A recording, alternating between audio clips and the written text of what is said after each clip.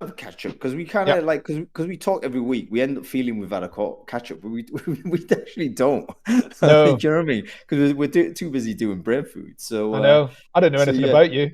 I know. Like, who the fuck is? Sorry, who the heck is this guy? Should I say? Blooper away. Anyway, welcome everybody to Brain Food Live on Air, bringing it to you every Friday. No fail. We are on the finishing stretch of another crazy year in recruitment, another crazy year chronicled every week on this show. It's episode 347. And we're going to continue our kind of review of the year. So December is always look back. And we've got episode 2 of essentially a 4-part mini series where we're looking back on the main things that have happened in 2025. And today we're going to be talking about candidate experience, a candidate assessment, and DEIB, diversity, equity, inclusion, and belonging. In case we've forgotten what that was. So we've got a bunch of really interesting guests, domain experts to come in and talk to us about all of this. Love to get your contributions in the chat as well. And so, yeah, let's rock on. Now, firstly, let's do some sound checks. Just want to make sure audio is fine. Folks, if you can hear me in Crowdcast, do let me know in the comments whether everything is fine there.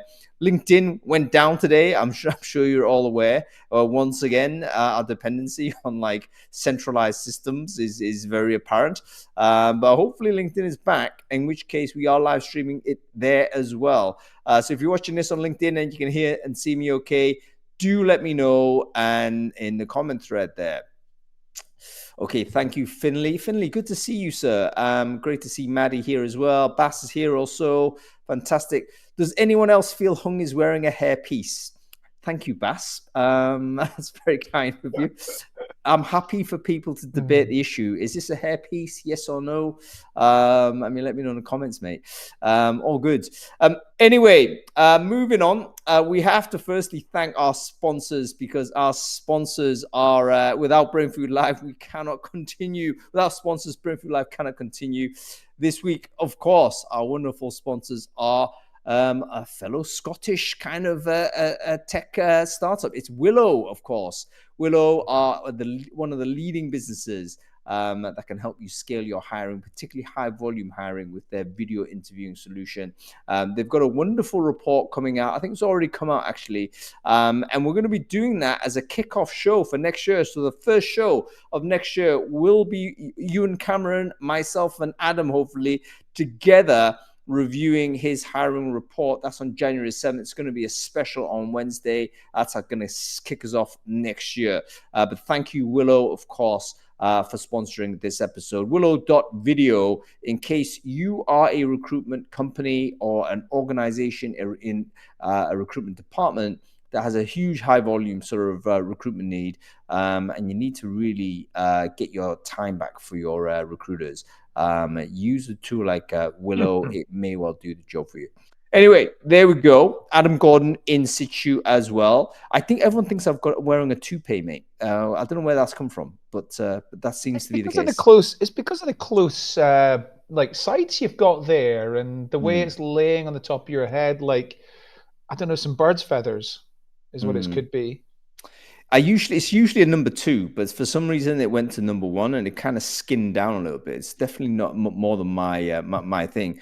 Ibiza final boss. I'm not sure I It's like that, Mogs. it's not that. But It's not that. yeah, I probably need a complete revamp sort of after this show. Anyway, Adam Gordon, great to see you, man. Did you read the newsletter last week? And if so, let's run through a few things that was interesting for you, mate.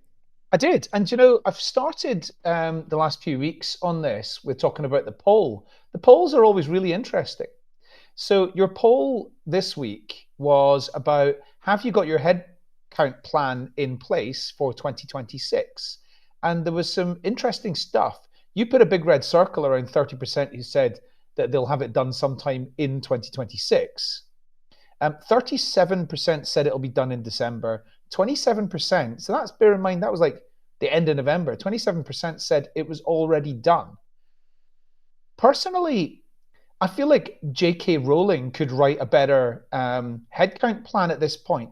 We're in a period of more workforce disruption and dynamism than I can certainly remember. So I just can't quite understand why any headcount plan beyond about like 2 quarters away is anything more than fiction at this stage. That's a really good point. I mean, I put, as you said, red markers on it, but I do get your point. Like, does it make any sense anymore? Because no one knows how to right size any department. Like, we have no clue what is the right size of department for any department. So is it realistic to even think about doing a 12-month plan and say, oh, we're hiring these amounts of people? I suppose you can do it, but then with a massive buffer on either side to say, yeah, it might be this, or give or take 30 or 40% either way. In which case, what does that even mean? Anyway, yeah, interesting. Always do the polls. Make sure you vote on it yourself when you're there. I'm do 2 polls, by the way. I do one on Sunday on the newsletter, but I also post on Saturday where I do a poll on LinkedIn as well. So you can check out a different poll. So you can check that out as well if you're interested in just contributing your view with regards to what you think is happening in recruiting. Okay, cool. Give us a couple of more, mate. So the video that you highlighted from the Brookings institution, about which jobs are going to be impacted by AI. Like over the last 200 years, technology has replaced routine manual clerical jobs. And that's happened consistently, but this time is different. AI is different because it's exposing high skilled, especially early career jobs in things like lawyers, researchers, consultants, things like that, whereas actually there's quite a lot of experience heavy jobs in things like trades and maybe healthcare, like nursing, things like that, that remain much lower risk. So, unlike nearly every technology development over the last 200 years, this one is remarkably different. And that was my takeaway from watching that video. I watched it on 2 times speed because some of it was a little bit droning on, but I did enjoy it. It's good to hear from the academics. Yep, I thought it was interesting. I agree with you in terms of their delivery. It could definitely have been improved. They could have just piped the entire thing into AI and said, make it more exciting. And they would have done the better job. However, it was very, very Ironically. interesting. Yeah, very interesting. And is this time, this time it's different? I think definitely is an argument that's gaining more resonance. I get a little bit annoyed that people say, oh, look at the Industrial Revolution, it was horrible for a period. And then look at, all the GDP growth and the growth of the numbers of people that are alive longer than they were before. Life definitely got better. I think yes, and yes. But this type of technology is different in so many ways, particularly in its way that it might self-improve. I mean, the steam engine was not able to self-improve. The light bulb was not able to self-improve. It simply gave a light when there wasn't. But now you have AI that potentially could get better day on day, and its impact on that is very unpredictable. So yeah. Anyway, might be worth listening to. A lot of people have listened to it and have again agreed with us that it was a little bit boring, but there's some decent content in there. Okay, cool. Give us one more, mate, before we get into this. Okay, well, let's talk about the LinkedIn is algorithmically downranking women's posts issue. So Richard van der Blom wrote about this. Martin Redstone's written about this a lot. I know that Dorothy has written a lot about this, and there's been change.org. Can't remember the person's name, but she did a campaign on there. A petition against LinkedIn. Anyway, what the long and short of this is that women's posts are getting downranked because they are deemed to be less dynamic, less technical, and maybe about topics that are, more right-brained. Now, it's actually what we call proxy bias. So it's not really deliberately downranking women's posts. It's downranking posts that it thinks are less technical, effectively. And there is an implicit link between women do more right-brained jobs in things like HR and marketing. There is a higher proportion of women in those jobs, and there is a higher proportion of men in jobs like science and technology, for example. So it is it's a very unfortunate side effect of the proxy bias. Yeah, it's very, very interesting. There's Jan Tegzi has actually pinged me a few times as well on some of the research he's done. I think I'm going to dive deeper into it. It is very interesting. Obviously, it's very emotionally resonant as well. A lot of people are obviously rightly upset if they feel they're getting downranked because of their identity. And everyone is feeling annoyed that they have been losing reach. So that, a baseline, none of this would be happening without sort of all of us feeling, oh my goodness, no one's seeing my post anymore. But yeah, I think I kind of align with you in the sense that, firstly, I don't know the absolute numbers of men and women on LinkedIn. I like, are there more men on LinkedIn than women? I mean, I don't know. I mean, if so, what's the average activity level? I mean, are men occupying occupations, for instance, where LinkedIn makes more sense to be active? I mean, perhaps that's something that could be a factor. And yeah, so very interesting. I'm going to dive a little bit deeper into it. Of course, sorry. One other thing I wanted to add about this, and I hadn't really thought about this, but when I was researching this topic, I learned there is no biological reason why there's more women in right-brained jobs and more men in left-brained jobs. There is no link between gender and being left or right-brained whatsoever. So it's much more of a cultural thing than it is. That's the reason for that. That is, I mean, I think firstly it's debatable whether you can eliminate the biology. I think there are some sort of biological things we can't deny, but it is also true that a lot of the stereotypical occupations we associate with gender oftentimes is reversed in different places. Like, for instance, if you go to East Asia, almost all of the people doing like rubbish collection, they're actually women.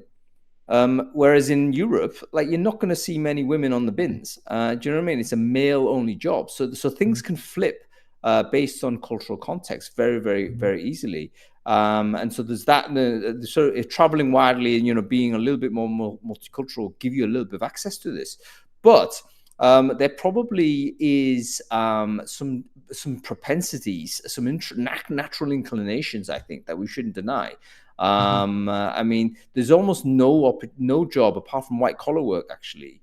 If you take the white collar segment out and you look at the 95% of non-white collar jobs out there, very few of them are actually equitable in terms of gender participation. Sort of it seems to gravitate one way or the other, and for various reasons. So it's definitely worth studying. Anyway, we'll get into this a bit later. In fact, DEIB is a big part of this show, so we're going to get onto it. Let's get our guests on and talk about it. Right, Adam, you and me are going to just be basically not playing idiots, but we know a little bit, but not massive, right? So let's get on with assessment. I think we want to talk about assessment first, didn't we? So Bassie's in there, and we want Maddie as well. So that where's Maddie in this? There she is. Let's invite. I know absolutely nothing about an assessment, and I'm not scared to say it. That is the truth. It's not the truth, though. You do know a little bit because you firstly have recruited people, and secondly, you kind of adjacent in recruitment tech, aren't you? So there's Bas van der Hattard. Bas, how you doing? Notably not wearing a headpiece. I said, I'm just jealous, mate. I'm just jealous. That's it, mate. That's what it is. He looks more like Jason Statham than ever, by the way. I'll take that as a compliment. There we go. I wish I had his abs. Those are below. I'm pleased you said abs there, mate. I was thinking, what did I hear that right? But that was fine. All right, listen, let's do some intros. Got Maddie here as well. Maddie at least has got the best hair on the entire panel. I think we can all agree. But anyway, Bas van der Hattard, why don't you quickly introduce yourself? Who are you? What it is you do? Bas van der Hattard, and next to organizing the biggest Dutch recruiting event and doing a massive career size research, I help companies with assessment and basically selecting the right tool and figuring out if they're fair and unbiased. And I've actually recently started a podcast on that with the best American who's twice as knowledgeable as me.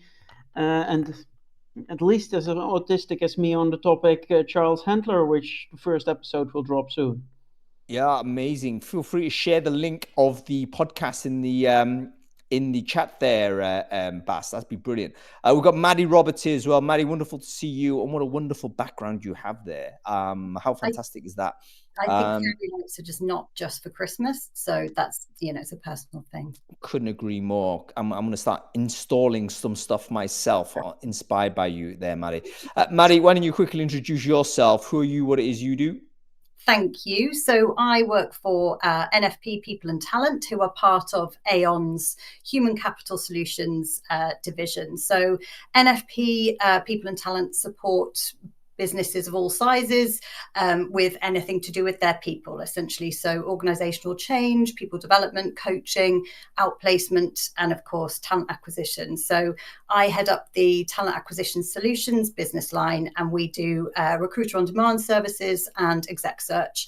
And I also get to play around with all of Aon's assessment tools, which is really cool, but also other tools from other areas as well. So that's me. Fantastic stuff. Let's stay with you then, Maddie, on this. I think assessment's been a really interesting space because it's kind of like a bounce back into like high focus with this huge surge of candidates that employers have been experiencing, probably now on to 2 years now. We had the candidate shortage period, 2021. Probably assessment died away a little bit because people were getting like instant offers, weren't they? They were saying, right, are you available? Is this you? Yes, great, you got the job. And no one's doing any assessment. But then suddenly we get a surge of these candidates. We need to assess more.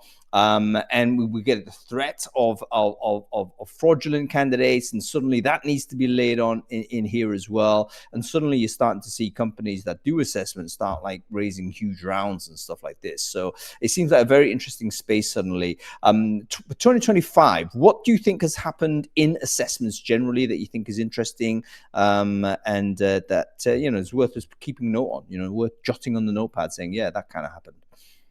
So I think, yeah, you're absolutely right. I think the biggest trend is no surprise, the volume of candidates or applicants versus the jobs out there is not going away. In fact, it's kind of getting, worse in a way.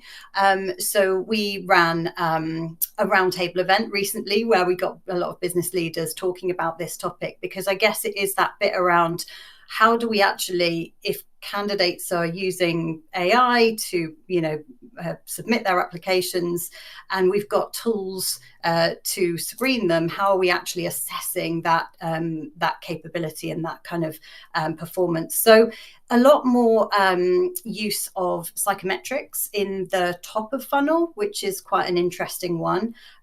So it's a great predictor of performance, because you can kind of, map the job requirements to competencies and things like that, and then have a really quick assessment of candidate competency. The candidate then gets the report to say, here's where, a quite positive report.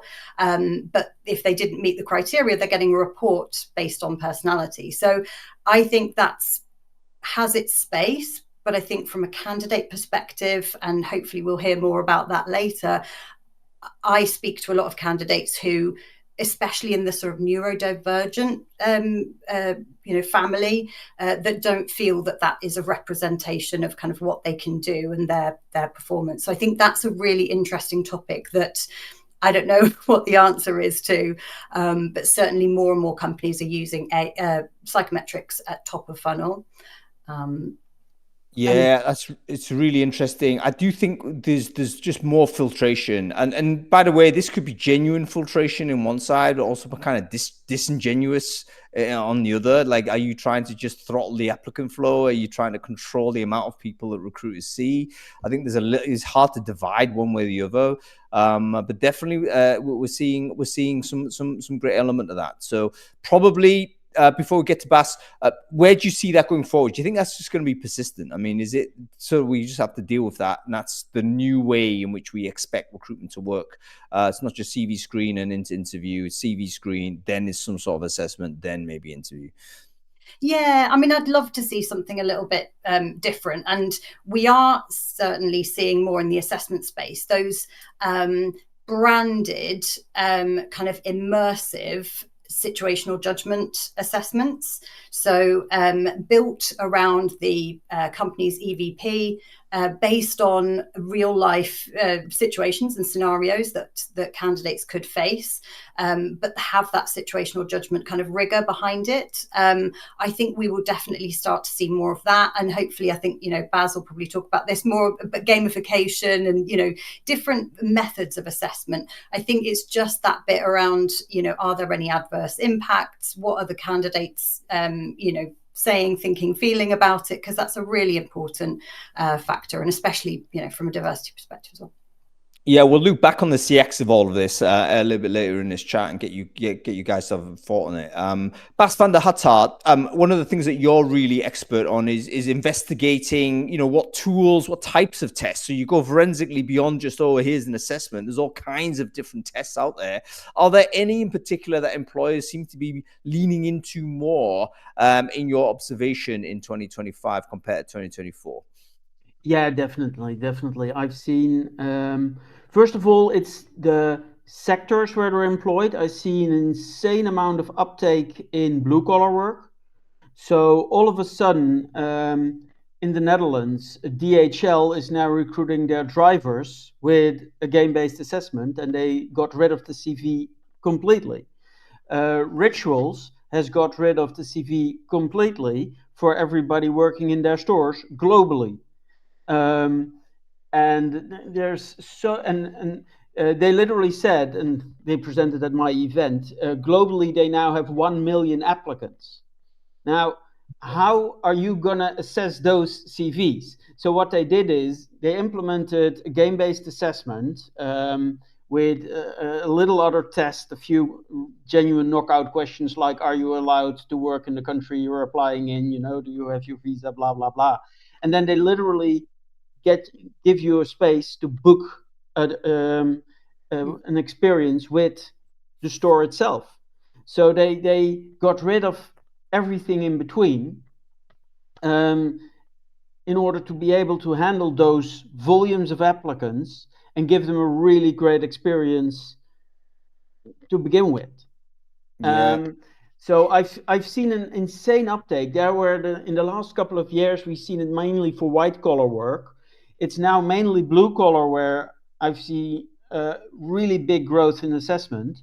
And you just mentioned CV assessment. No CV anymore in many cases, just assessment first, and very often no CV whatsoever. It's really interesting. I was at a scientific conference, as you said. I deep dive in those things. I was at a scientific conference on organizational psychology assessments recently, and there's a woman doing right now a study into all the CV-based studies. She found that outside of academia, where basically if you published more, you're going to publish more. That's what a CV tells you. There's one job in the world where a CV has scientifically valid impact. Do you want to guess which one? The future leader of the Chinese Communist Party. All of them had experience with past leaders of the Chinese Communist Party. That was the only job they have ever been able to find a CV had an impact outside of academia. So they're getting rid of the CV, and I'm seeing that happen an insane amount. We also know that actually CV-based hiring, about 85% of all labor market discrimination is at the point of CV selection. So you see it replacing that part. And I see a lot more game-based assessments, because it was actually an Australian, I forgot his name, an Australian scientist, really interesting guy, who literally had ChatGPT. He built an agent in ChatGPT doing the questionnaire-based assessments, and he got past all of them. He was invited to every job. He said, this is the job, this is the assessment, make me look good. And he just had ChatGPT answer all the questions, and he passed all of them. Right. Bas, there's tons of things you've said there. Let's just sort of nail on some of these points that I think are really interesting. So, in some respects, the movement against CVs predated this little period, and it was like this is in the war for talent era. We wanted to increase the sort of numbers of people coming into top of funnel because we didn't have enough people. We also knew CVs were basically prejudicial against individuals that didn't go down a traditional academic kind of criteria. But that sort of thing has persisted through even the AI wave, because what it's saying now is that particularly in blue collar, we're not asking people to just construct a document that's completely meaningless. And these days, of course, with ChatGPT, we're losing the signal with all of these people creating documents that actually do match with the job descriptions, let's sort of say, but it's not good evidence that they can do the job. Better to just go straight to assessment, which is, in some ways positive for D&I, I would imagine, right? I mean, it's in a weird way a good moment for DE&I. What are your thoughts? If you use the right assessment, because there's two things. First of all, some of those tests are not on neurodivergent, as Maddie and also Theo in the chat already pointed out. Also, I've seen really well scientifically validated tests still go extremely racist because they were used for the wrong target area. So I know, for example, security guards at Schiphol, one of the security firms at some point hired an assessment firm, and I got through channels. I was asked, what do you think of these? And I'm like, well, they're excellent for lawyers. That's what they were validated on. Yeah, we're going to use them for security guards. I'm like, yeah, you'd better not, because for every security guard on Schiphol, basically Dutch is their second language. And that's actually a benefit if you're working security at Schiphol, speaking another language. And they're like, yeah, they say it's okay. And within 6 months, they had to cancel the contract because everybody for who Dutch was their second language didn't understand the questions and were selected out. And they're like, yeah, but it was scientifically validated. Yes, on academics. And that's the thing which annoys me the most. If you're asking where do we go wrong in this area, look at the bloody scientific validation documents. Yeah. And I was once asked actually to do a checkup on their assessments where Aon was actually the party. So basically, I just started asking them, like, give me your bloody documents. It took them a while because nobody had ever asked them for them in the Netherlands. They had to get their main office to send them over. And I was able to check them. I'm like, yeah, this checks out for this target audience. Great. But even my client hadn't even requested them. So start with asking your scientific validation documents. And anybody who starts to, that's corporate, we can't give them to you, that's corporate, secret corporate. No, it's not. It's basic validation documents. Get them over. In America, they're called tech documents for some reason. We call them in Europe scientific validation. Ask them. And if you don't know how to read them, send them to me. I'll tell you. Quick question for the audience here, guys. Where are you with sort of use of assessments? I mean, have you implemented anything in 2025? Quick yes, no answer, folks. Let me know in the comments. What did you implement, and in fact, why? Like, what was the motivation behind that? Good to get just a general vibe check as to seeing where we're at. I do think that on the blue collar side, typically it's also high volume recruiting. Or actually, I take that back. It's not necessarily high collar sort of high volume recruiting, but a great percentage of jobs on the front line, sort of say, are typically high volume. In which case, relevancy CV is low, and yes, some sort of assessment is super valid. Very interesting. In terms of technical innovation, and I go to you first on this, Maddie. Have you seen anything on the assessment side that's particularly innovative, or have we kind of got the innovation out of the way over the last 10 years or so? We know kind of the tools that we want. It's just a matter of like educating the audience and distributing it. Where are we with the innovation side when it comes to assessments? I love this. And I know that this is really kind of a retrospective of the year gone by, but I think we're at a really pivotal point in terms of the tech capability, our understanding of assessment and neurodiversity and the difference of people, and what we're looking for in terms of answering that problem of volume hiring. I think we're at the point where we can really kind of do some cool stuff and build assessment in at all points, as long as we're doing that proper validation. But certainly the tech is there. It's more about how it's applied, and absolutely agree with everything that Baz has said on that. There's some really cool stuff that we can do, but just because we can do it doesn't mean we should. But I would absolutely love to be able to kind of do away with the CV, which is essentially just a bunch of words. So I think it's exciting times. Final question for you guys before we move on to the next cohort of people. Can I answer the innovation question as well? No, we have to move on. Sorry, Baz, time is short. But here's the question I do want you to answer. Basically, all of the AI I'm hearing is like, oh, we've got to personalize outreach, we've got to personalize advert, we've got to personalize this, that, and the other. Do you think there's any validity in personalizing an assessment? Because some people might think, hang on, assessment is just a standardization. We want to get a benchmark. We want to get an up, down, pass, fail. Like, how can that be personalized? And other people might think, hang on, that's inherently problematic because some people are going to be disadvantaged against others. Actually, we need to be more fair. We need to actually understand where the person's coming from and then construct a personalized assessment for that person. Do you think, firstly, it's a good idea, yes, no? And secondly, have we seen any evidence of innovation in that area at all? So, Baz, why don't you go on this one, mate? The answer is yes and no. No, we shouldn't personalize it in the questions being asked. But actually, the one innovation I saw, I'm still going to push this in, is where we are able to analyze structured interview questions by large language models and actually give ratings to them. That's the innovation I saw this year. So is it more personalized? Well, yes, because unlike a questionnaire base where I can checkbox my answer, it's an open answer on a lot of questions.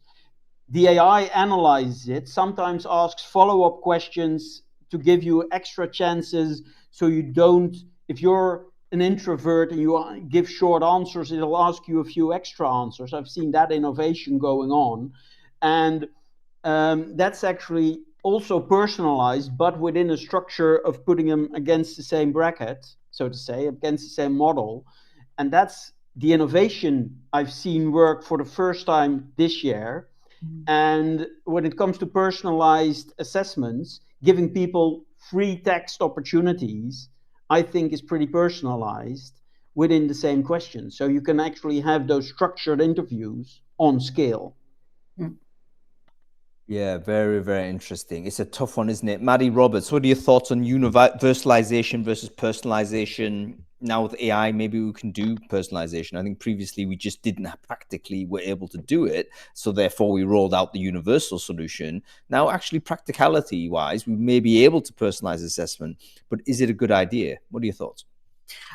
I wouldn't be able to say much more than Baz has on that kind of topic, but I would say that bit around kind of your understanding of what the company is like. So branded, based on an EVP, like that's real immersive. So I think maybe the innovation is kind of more around having that experience of what it might be like, in this job with this company. I think that's the personalization probably that's, I'm most excited about. Yeah, very, very interesting. We haven't even asked the question about how to test for AI literacy, which was sort of the next thing, but that's probably going to be a topic on very early topic in Brainfood Live in 2026, where we've got a full program as well. So I'll have to bring you two back for that kind of conversation. But Bas van der Hattard, Maddie Roberts, thank you so much for joining us and dropping in your wisdom. Brilliant to see you guys. And of course, we'll try and get you back on the show next year ASAP. Thank you very much. Perfect. Bye. Could obviously talk more on this topic, Adam. It's one of the, I mean, each topic can basically be spent 3 hours on, but we obviously have limited time, so we have to move things through. But yeah, super interesting. But let's roll on. Let's talk about DE&I. We touched upon it a little bit on the chat with Maddie and Bass, but let's talk about it from a landscape point of view with people that are expert in the sector, particularly even build businesses in the sector. So let's see where we're at with this. We're going to bring on Theo Smith. Let's see whether Danny Stacey's still here. I hope you are, Danny. There he is. There's Theo. And we've got Morgan as well. Let's go more. Is Theo? I think Theo's muted, I believe. I think everyone comes on muted. It's kind of annoying. You default to mute. No, you're fine now. Good. Yeah, it's weird. It's they default you to mute, so you the first 5 seconds you just kind of rabbit it on. No one's actually hearing. Anyway, we've got Danny here as well. Morgs, you got an invite. Here he is. All right. Whilst Morgs is getting on, let's just do some intros. Theo Smith, who are you? What it is you do? Theo, I'm the director, founder of Neurodiversity at Work. I wrote the book Neurodiversity at Work. I talk a lot about neurodiversity at work. Go figure. Fantastic stuff. There he is, Theo Smith, of course, a man you should follow on LinkedIn. We have Danny Stacey here as well. Danny, wonderful to see you. Quick word, who are you? What it is you do? Hey everyone, Danny Stacey, 20 years, HR, talent, UK government, LinkedIn, Indeed, went freelance on Wednesday, which is very exciting, and help organizations now becoming more human-centric and fair and future-ready. And this is a very cool topic to get invited to speak to. Thank you. Brilliant stuff. And Danny's done some wonderful stuff with Indeed. I think you pioneered their sort of pay transparency initiative, didn't you, Danny? I can't remember when it was. A couple of years ago, I believe. When I'll take credit for it. Dare to Share program. We annoyed all employers by encouraging employees to tell everyone else what they earn. Yeah, brilliant stuff. Danny Stacey shared on LinkedIn there. Make sure you connect with him. And we have Morgan Lobb, of course. Morgan, great to see you, sir. Quickly, who are you? What it is you do, sir? Thanks, Hung. Morgan Lobb, founder of Vasida.com. Drop that in the section there. Vasida is an inclusive employer branding platform for talent attraction. It's actually an acronym. It stands for values, environment, respect, culture, inclusion, data, and accessibility. Goodness me. Lots of words that actually created a very cool name as well. So fantastic stuff, Morgs. All right, brilliant stuff. Listen, you three have all worked professionally on this concept of DE&I and inclusion and all the rest of it. Everyone's read the news. Everyone's can read the cultural vibes. Clearly, there's been a big fracture. I would say US and kind of UK, EU kind of fracture, in my opinion. US are being battered. I mean, a lot of my friends that work in this space, they're in like desperate straits, out of work, turfed out of companies, no freelance opportunities. It's like, oh my goodness, is D&I over even? In the US, it seems that way. What's it looking like UK and Europe, guys? I mean, how does that actually sound? Your thoughts on this, Morgs? Let's go with you. Let's be honest with the state of D&I in 2025. Yeah, so I mean, obviously, we speak to a lot of employers. We've got a lot of clients. A lot of them American. A lot of our clients deal with American companies. It's dead. Okay, it's literally death to diversity. The whole rhetoric is fear-based on the back of, if you do diversity, if you have diversity in your website, we're not going to give you government contracts, we're going to threaten to sue you, we're going to withdraw funding. And companies toe the line on that. They get scared. When you're in an economic downturn, you need every angle you can get to get those dollars rolling in. But there is a but to it. Whilst the terminology is dead, we have had many years of leveling different groups through middle and upper management. They've been given parity, that everyone's had training, we've had diversity drummed into us, we all get it, we all understand it. Suddenly we're told it's the enemy, right? And that doesn't really play to the people. It might play to a particular political narrative, but as we know, the pendulum swings back very quickly. You can't suddenly de-diversify the population because the world is very diverse. Your customers are diverse, your staff are diverse, your suppliers are diverse. So what's happened is there's been this sudden freeze moment, the fight, flight, or freeze. Everyone's gone into panic mode and they're freezing.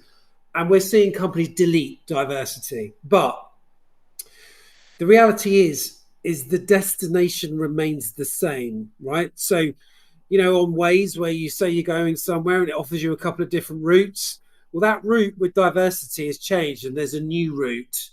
But the destination is still, we want the best people for the job. And those best people might be black, they might be gay, they might be old, they might be trans, they might be whatever. We want the best people for the job. And we have to still attract that talent and show them that we are the place that they want to come and work at. So the language is changing, but the ultimate goal remains the same. So I'll kind of give the floor up to the others, but I've got some very interesting snippets to talk about as we unpack it. Thank you for that monologue, Morgan. And appreciate your candor as well as that inspirational tone that you put through. So thank you very much. Danny, Stacey, your view, again, freelancing now, but you were previously in touch with all of these huge organizations and what have you. What's the vibe check with regards to DE&I in 2025? Yeah, I was all set to massively disagree with Morgan there, but he won me towards the end. I don't think DEIB died in 2025. I think it's been rebranded, and I think that's the point Morgan was making there. I think the loud language has disappeared because of political pressure, especially in the US, as has been mentioned, and I'm happy to talk about my take on what's gone on there and why it affects us so much. But underneath the hood, I think most organizations haven't really rolled anything back. There's this wonderful Gartner research that's floating around that supposedly 80% of organizations are still saying they're doing the work. They're just doing it under different banners and naming conventions. And I think what has changed is the vocabulary we're using. So instead of sort of DEI, as we're so accustomed to, it's companies using words still like inclusion, but I think belonging, well-being, essentially the same or very similar goals, but much less politically charged. And specifically on that equity piece, I think the biggest misunderstanding this year, in my humble opinion, has been around equity, because equity was never about shaping outcomes. It shouldn't have been anywhere. And I think maybe some organizations went down that route. I think equity has always been and should have been about enabling access. And sometimes examples are helpful. So providing a sign language interpreter for a deaf candidate, that's access, or a magnifier for someone with visual impairment. Theo will know, adjusting assessment so neurodiverse candidates can show their strengths, although it sounds like he's got some interesting research on that as well. I think the point being, those things are all equity, they're fairness, and somewhere along the way it got twisted into meaning outcome engineering. And I think that's what's triggered a lot of the political backlash. Equity isn't about predetermining who gets hired. It's about making sure everyone competes fairly. Yeah, very interesting, Danny. And this concept of, maybe the ethos that drove DE&I is still there and valid. I mean, ultimately, I find very few people that don't want to have a just system. Ultimately, I don't find that many people who have a problem with hiring, opening up the talent pool and getting the best people for the job. That seems to me pretty much just common sense. But perhaps the language has changed, and perhaps the techniques have changed to get there. Very good. Okay, Theo Smith, your view. You're a consultant and author, and I think predominantly in the UK. So maybe there's I've presented this as inherently a US decline in DE&I, but obviously that's affected everyone globally. What's the state of play in the UK as far as you can see it this year, Theo? Yeah, honestly, I'm actually not predominantly UK, but that more globally because of the nature of the way organizations work these days. But that's fine. US, 1.17 million layoffs in 2025. It's like the most layoffs in like 20 odd years, right?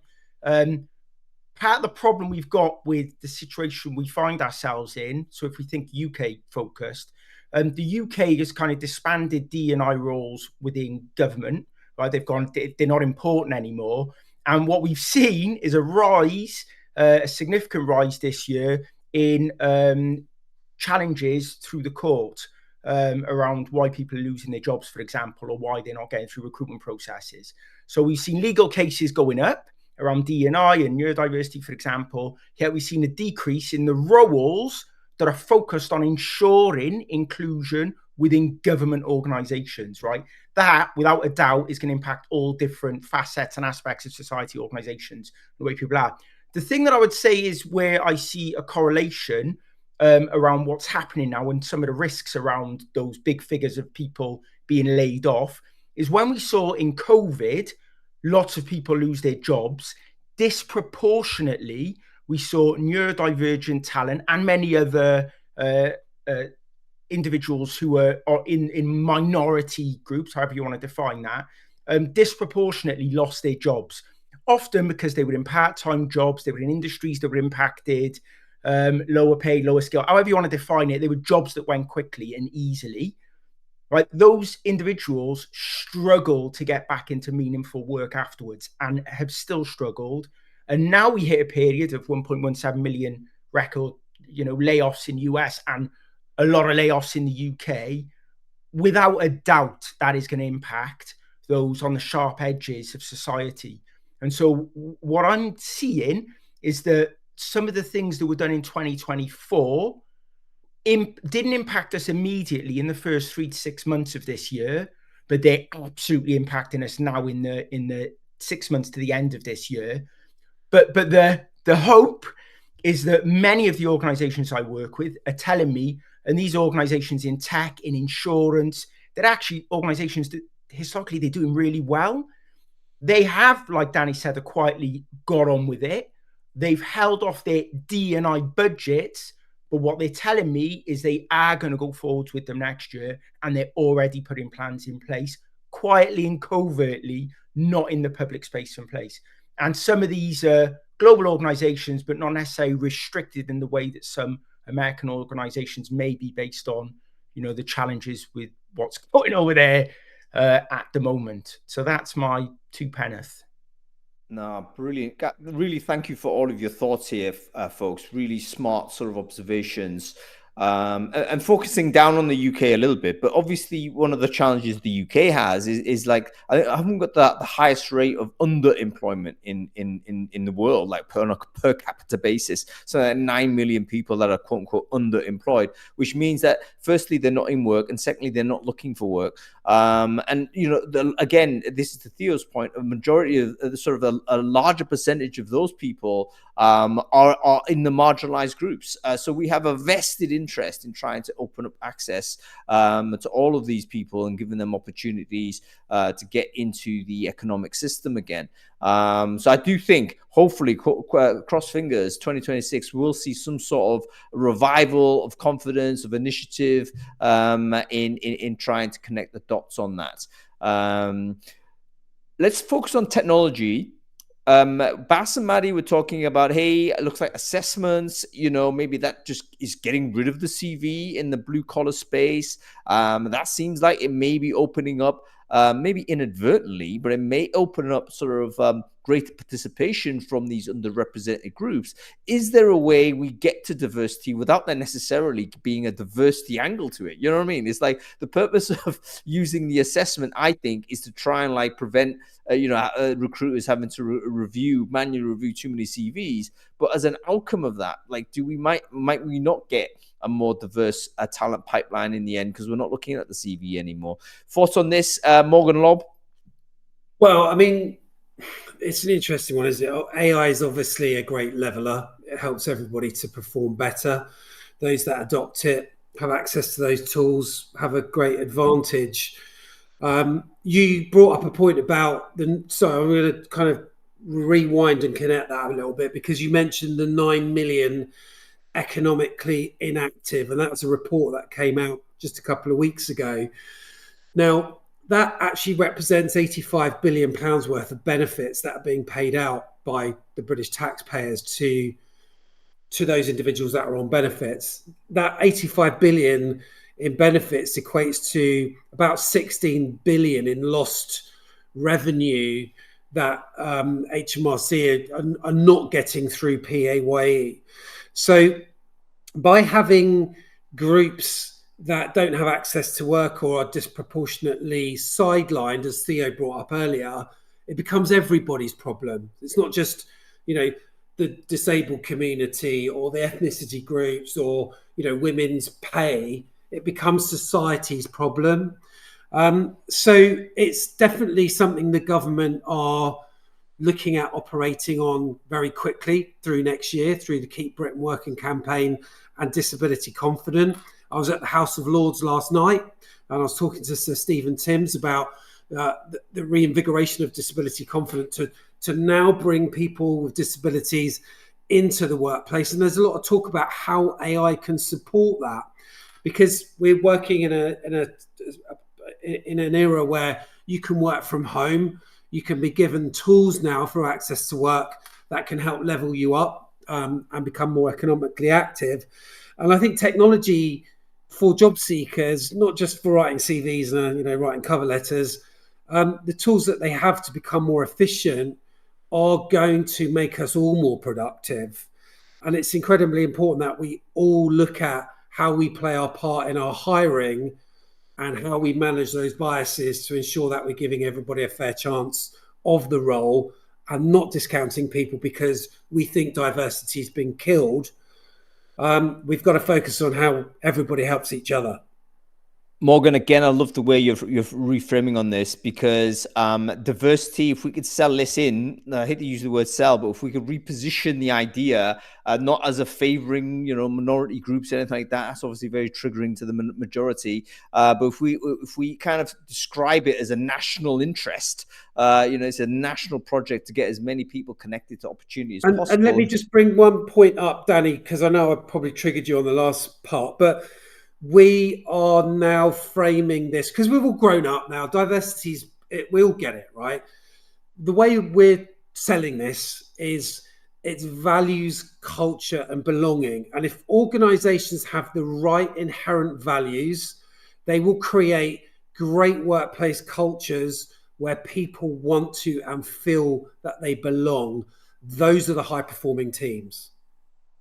Yeah, very, very good. Okay, Danny, Stacey, does all of this end up in some way? Like, does the technology innovation, the use of sort of assessments, moving away from CV-based type recruiting, do we actually get DE&I in kind of through as an outcome rather than as an initiative? I think we're seeing AI definitely push the conversations further. I think AI can absolutely improve consistency. I agree with that. And I think that's great for fairness, but only if humans retain the judgment, as they should legally anyway. And I think AI is going to scale whatever system it is entering. So if you've got a fair system, that's going to become even fairer and scaled en masse. If you've got a biased system, that's just going to get much faster at being really biased. So I think governance becomes more important than ever. Transparency really matters, and human oversight continues to matter. I think AI doesn't just replace the fairness, it's just going to magnify whatever it comes up to. And I think we sometimes need to just pay attention to the candidate's perspective, what it's like to be a job seeker, having left Indeed recently and been on the other side and looked for a job. I think for underrepresented candidates, the hiring market, it feels really hard. And I think when processes get automated, that transparency often disappears. So that's where bias starts to silently grow. And I think right now, diversity, equity, inclusion, belonging, that fatigue that people are talking about, I think that aside, inside companies is colliding with this kind of higher anxiety that's outside of them. Candidates who already feel marginalized worry that they're going to be screened out faster, they're going to be understood less. Candidates from lower income or minority backgrounds, they're going to kind of feel the brunt of the shift, as Theo was saying. I think if hiring becomes more automated, it becomes more opaque. And I think one of your guests last week was talking about pay to apply now, which is really scary because who can afford to pay for a job? It's not going to be those less represented demographics. I'll tell you that now. And I think with social mobility still low, especially in places like the UK, every unclear rejection just feels really personal. And people are asking, is it my CV? Was it me? I think the trust gap is widening. And I'll just say that the candidates, they want proof that companies aren't just fast, they're fair. Yeah, really good, Danny. And it brings back to a point Adam mentioned earlier, start of the show, proxy bias. A lot of people who have experienced negative sort of outcomes as a result of their identity, for instance, they're going to be super sensitive to scenarios where that might happen again. And sometimes it may come through AI being inappropriately used, unintentionally used, but it then produces negative outcomes. And without any clear sort of explanation at the baseline, but product design at a deeper level, then you're going to just get more disaffected, disappointed, demotivated recruiters, sort of candidates out there. And I've been there. I've been in a situation where super low motivation and my ability to contribute economically in that state was actually very, very, very dire. So, I'm very, very connected with the concept of the person that's really at low ebb, having been unemployed for a long period. So I get it. Go on, Mogs. I'm sorry, Theo. Before, I just want to interject on a quick point because Adam brought up earlier about LinkedIn's algorithms favouring male content. And actually, if we look at the AI bias, which Danny touched on, Microsoft just announced that they're not going to do a diversity report this year. They've done it for the last 6 years, and now they've retracted on that. At a point where we most need a representative foundation to be building this new future of AI, we need everybody's input. We need neurospicy, we need men, we need women, we need different age groups, we need different genders and ethnicities. Everybody needs to be involved in this. And if companies are pulling back, shoving stuff under the rug, and it's back to the white men because they're the highest paid supposedly and the smartest for creating this stuff, we start off on the wrong footing. And I think that that's something that we really need to be careful about, is about who's building this kit and is it fair for everybody moving forward, because the algorithm will bite you if it doesn't. Really interesting. Couple of things. Firstly, I didn't know about the Microsoft scenario. If there's a bit of news on that and you want to share it with me, do stick it in the chat. I'd love to know more. Secondly, I love the term neurospicy. Theo Smith, what do you think of neurospicy, mate? Is that all right?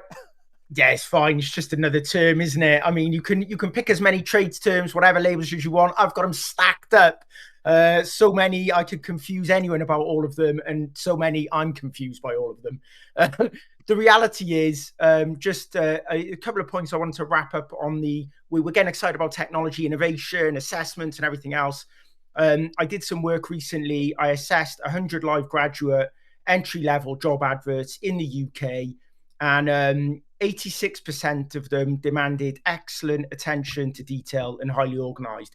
And the problem I've got here, right, is that's 86% of them. If we're going to use assessment to assess that skill, we've already lost, right? If 86% of grad jobs are putting that as the top skill, and then they want 58% of them want them to be able to work in a fast-paced, work well under pressure. Now, if you've met somebody who has excellent attention to detail, hyper-focused, mathematical brain, and yet you want them to work in this very disruptive, fast-paced environment, I'm telling you, there's a conflict for some of those people, right? You're not going to get the best out of them. Those two things conflict, yet they both come up really high in terms of the desired skills across these jobs.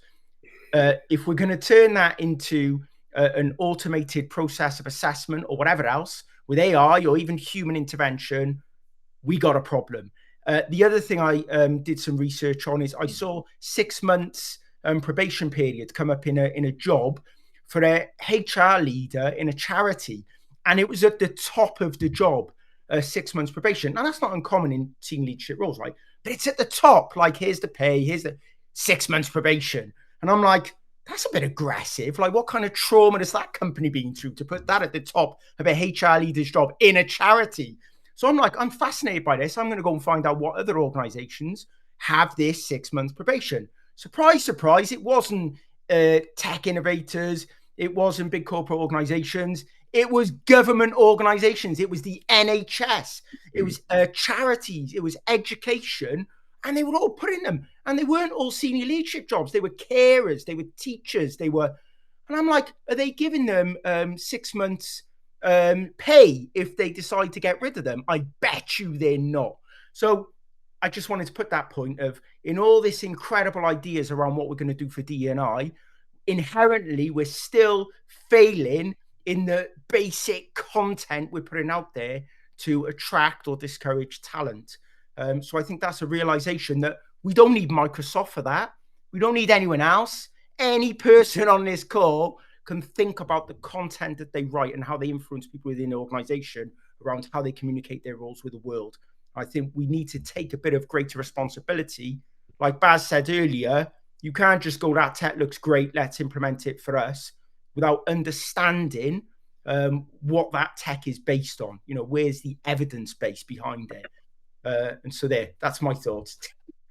Brilliant. I tell you what, the people who've gone here, the brilliant monologuers.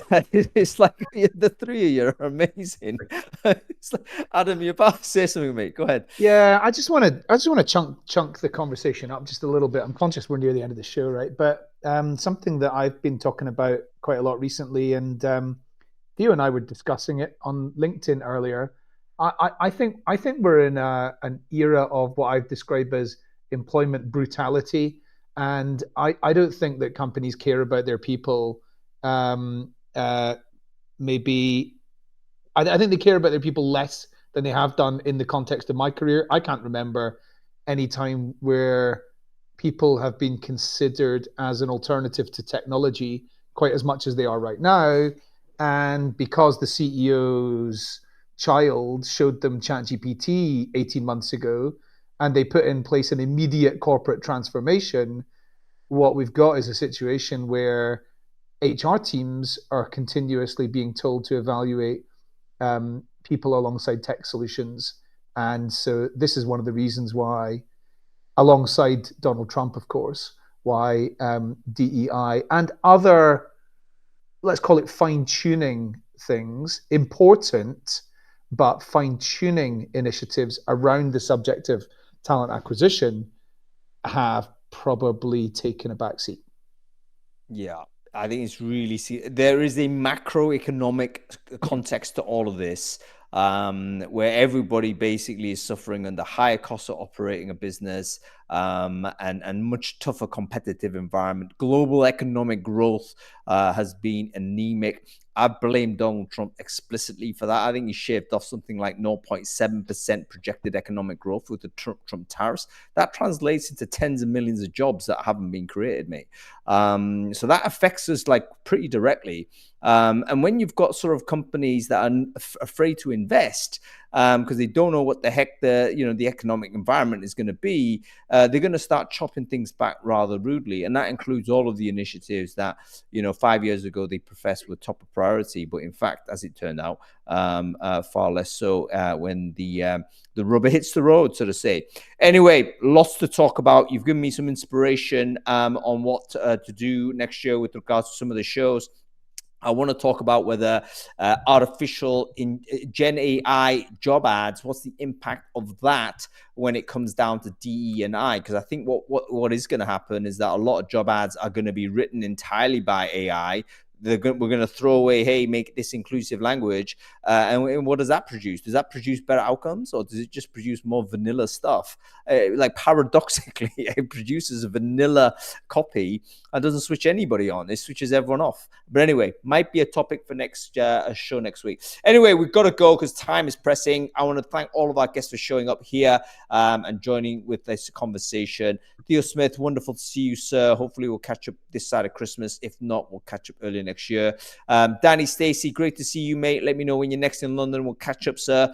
Morgan Lobb, you're always in London, so let me know when you're around, and we'll catch up hopefully before Christmas is out as well. Take it easy, you free. All right, that's it, folks. We're leaving you right now. We are back next week with another show. We've got a double header next week, actually. We're going to do a fraud assessment demo midweek with Endorse. That's going to be a really interesting sort of demo show. And then on Friday, we are back with another sort of look back. We're going to be talking about sourcing. And so make sure you turn up for that if you're still at the top of funnel stuff. I think employer branding as well and recruitment marketing as well. So make sure you join that show. We're going to keep this going to the end of the year. All right, that's it. Thanks for watching, everybody. See you later. Cool.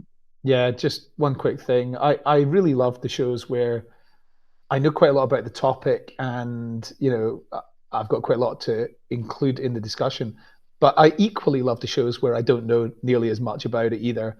You learn. I learn a lot because of you, because I do this show. Because it makes me read the newsletter, which I would read. I would read it anyway, but it makes me properly read it.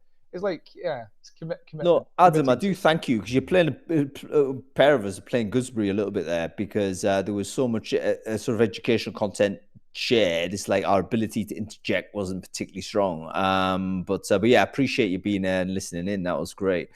Anyway, you got an exciting weekend, haven't you, mate? So enjoy the show, enjoy the dinner, enjoy the show later.